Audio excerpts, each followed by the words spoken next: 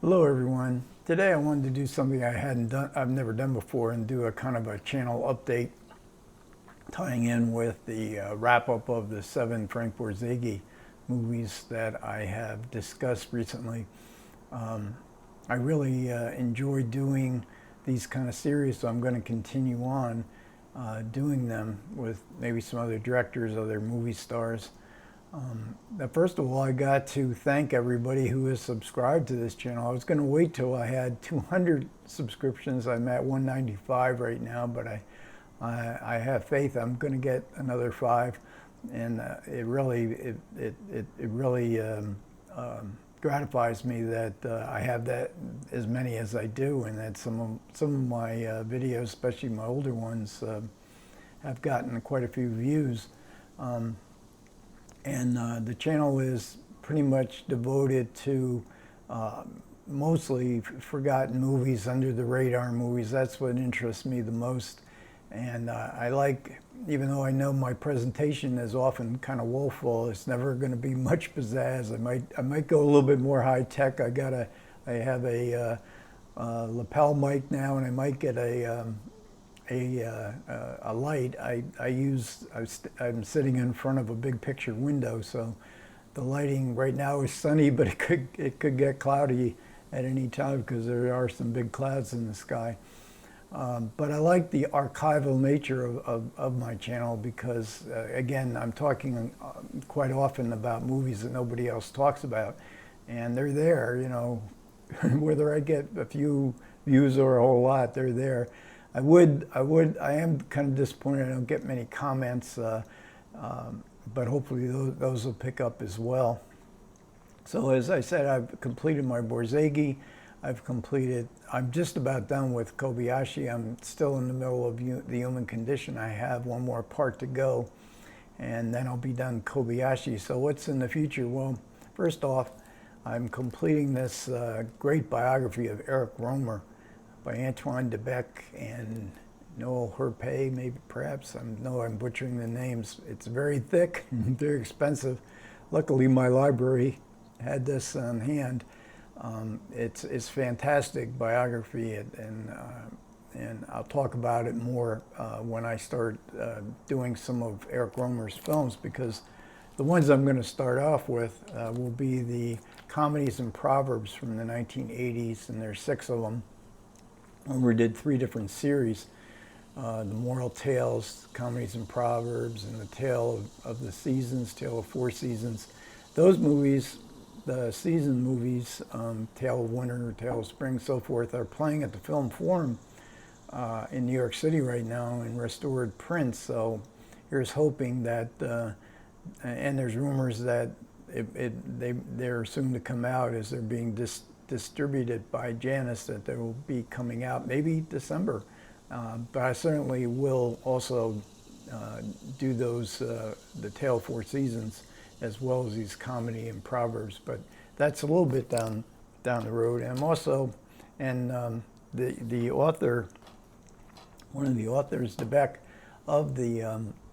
of Rohmer's biography, also wrote a biography of Francois Truffaut, which my library system has. I just got an email, I can go pick it up. And so I might do a series on some kind of forgotten Truffaut movies, Francois Truffaut movies. But I'm going to do one for sure, and that's Mississippi Mermaid. This is the DVD. I'm going to do that more as my tribute to Jean-Paul Belmondo.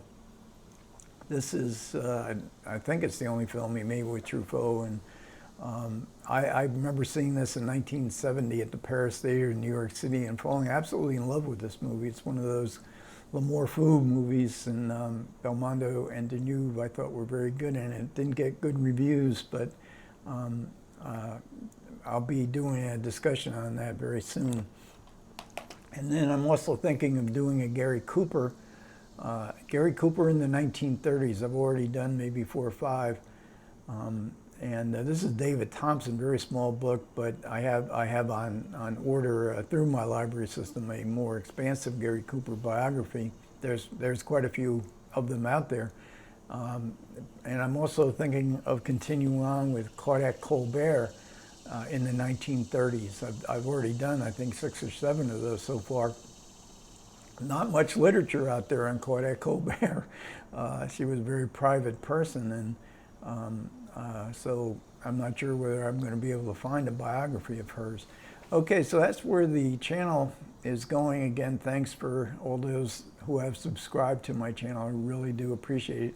But let's just get very briefly, I discussed all these in at least a little bit of depth in different videos, each of these individual 7 films, and I'm going to create a playlist. I've yet to do that, so I'm very tech challenged, so you know, it might take me a while to figure it out. It looks like it's probably easy, but I followed the Borzage, these 7 films by Borzage, these 7 Blu-rays, alongside of Hervé Dumont's another great biography. I mean, this is so comprehensive and detailed, and it's just an amazing compliment to watching the movies of Frank Borzage. And of these 7 films, I'm gonna show them in kind of ascending order. So I'm the least favorite to the most favorite, but I loved all these movies. And the first off is from '31, Bad Girl. This is a movie that Borzage won his 2nd Academy Award for Best Director. He won the first Oscar for Seventh Heaven a couple of years before this. It's a good movie. It's a comeback movie for Borzage. He had a big flop at Fox, where he was a contract director with Lillian, and he didn't have A-list stars. He had James Dunn, Sally Weiler, I think it was. But they were very good. Borzage was always good with actors. One thing you can certainly appreciate with Borzage is the performances he gets. Then I think this is 32, Farewell to Arms, Hemingway, Gary Cooper in the 1930s, and the Hemingway hero. I really love this movie. I love the ending. I think Hemingway refused to see it because of Borzage's sentimentality and expected sentimentality, but I thought Borzage made a terrific adaptation of this movie, and that also stars Helen Hayes. In 1940, Borzage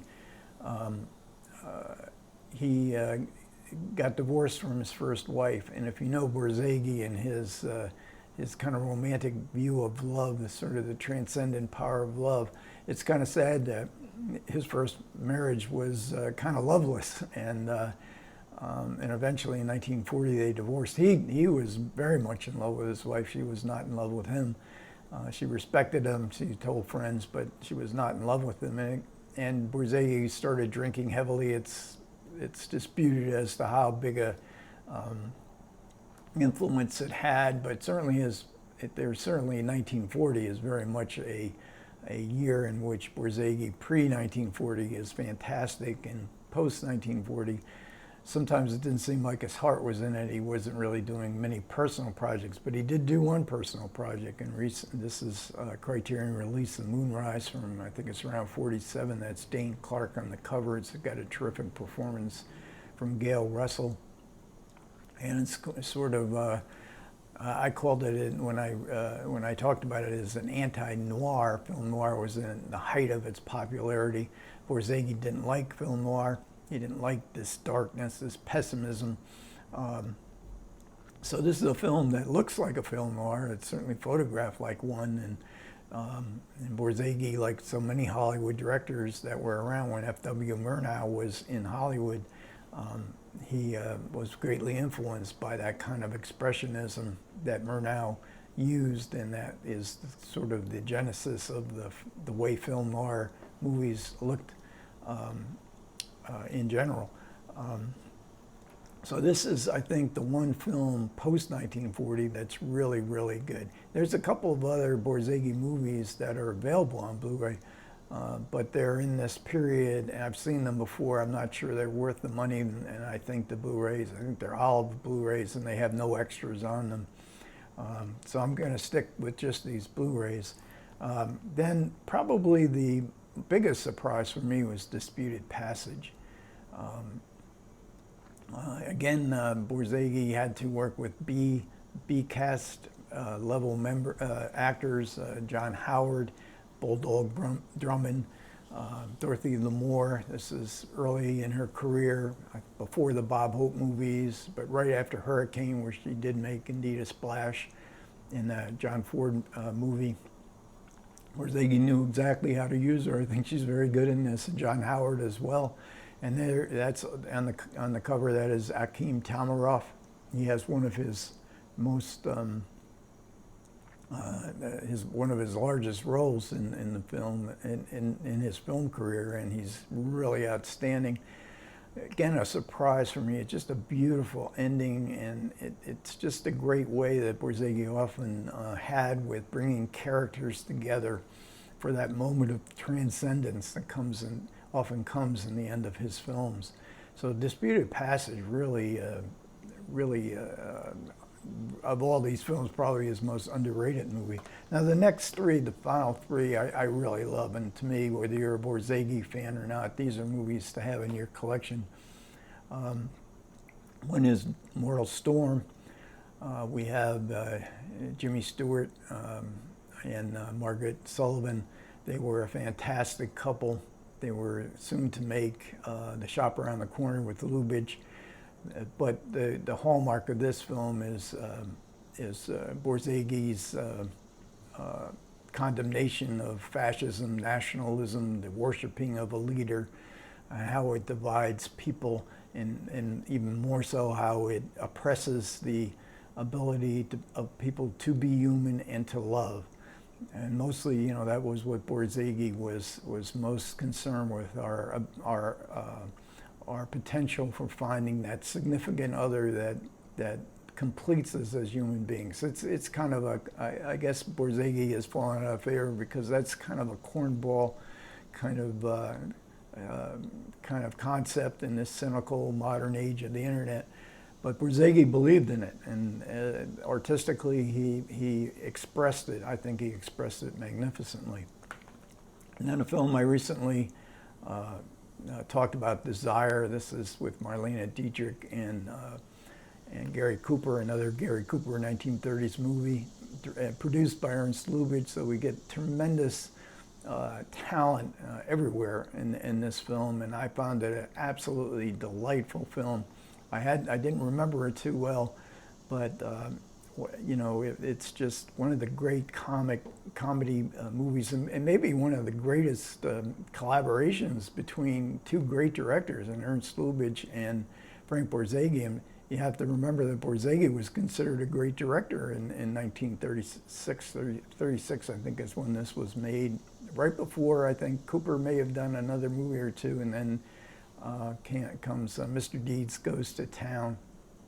So, and then I think this really is my favorite, you know, at least today, and that's a fairly recent release this year, at least in the Criterion edition, collection. History is Made at Night, and this is one of a real pastiche kind of movie. Desire is as well. It goes from a heist to screwball to kind of adventure and very deep romance, and this one really does too, but even more so. And the ending of the film that concerns the bottom half of this cover, that wasn't even in the original. The whole passage wasn't in the original screenplay. They were about halfway through the filming when they decided to do a totally different ending. So again, we have another kind of a robbery and a dark, almost film noirish look. We have a screwball kind of romance that's absolutely enchanting between Jean Arthur and Charles Boyer. And then it goes off. Colin Clive has just an amazing performance as that mirrored his whole life. It's really a haunting performance. Leo Carell, up with the chef's hat, provides the best friend that's always very much important in Frank Borzage's movies. Friendship, love is certainly romanticized. Friendship is as well, having a close friend. So again, you know, Borzage is a movie about sentiment. He's a movie about love, about beauty. There's a spiritual quality to his films that I really am attracted to. They're not religious in the sense of a kind of a denominational. It is Christian for sure, where there is moments in life, grace of God, where we see beyond the moment. We can only see so much in our moments, but there are moments when we see something that is beyond us, and it's not expressible, but you get the feeling. And I think that's what Borzagi's movies at their best are really capable of doing. Okay, so how about wrap this one up? Again, thanks again for everybody who listened, everybody who subscribed. Comments are welcome. You guys take care.